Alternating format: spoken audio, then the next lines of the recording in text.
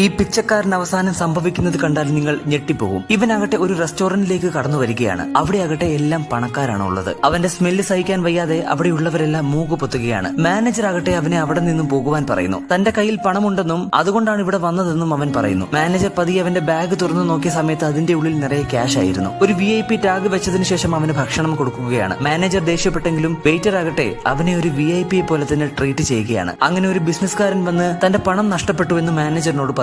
ആ പണം എടുത്തത് ഈ പിച്ചക്കാരനാണെന്ന് മനസ്സിലാക്കി അവൻ ഉടൻ തന്നെ ആ മനുഷ്യനെയും കൂട്ടി അവന്റെ അടുത്തെത്തുകയാണ്. അങ്ങനെ ആ പണം മുഴുവൻ ആ ബിസിനസ്സുകാരന് കൊടുക്കുന്നു. ഒരു ലോട്ടറി അടിച്ച പണമാണെന്ന് പറഞ്ഞിട്ടും അവർ കേട്ടില്ല. ഒടുവിൽ ആ പിച്ചക്കാരൻ അവിടെ നിന്നും പോവുകയാണ്. അങ്ങനെ പ്ലേറ്റ് എടുക്കാൻ നോക്കിയ സമയത്താണ് വെയിറ്റർ ആ ടിക്കറ്റ് കാണുന്നത്. ബിസിനസ്സുകാരനോട് എങ്ങനെയാണ് ആ മനുഷ്യന് പണം കിട്ടിയത് എന്നുള്ള കാര്യം പറഞ്ഞപ്പോൾ ആ കള്ളനായ ബിസിനസ്മാൻ ആ പണം തിരിച്ചു കൊടുക്കുകയാണ്. അവനാകട്ടെ ഓടിപ്പോയി ആ പിച്ചക്കാരന് ആ പണം നൽകുന്നു. പക്ഷെ അവനത് വേണ്ടെന്ന് പറയുകയാണ്. നിങ്ങൾക്ക് ഇത്രയും പണം കിട്ടിയാൽ ജീവിതത്തിൽ നിങ്ങൾ ആദ്യം ചെയ്യാൻ ആഗ്രഹിക്കുന്ന കാര്യം ഒന്ന് കമന്റ് ചെയ്യൂ.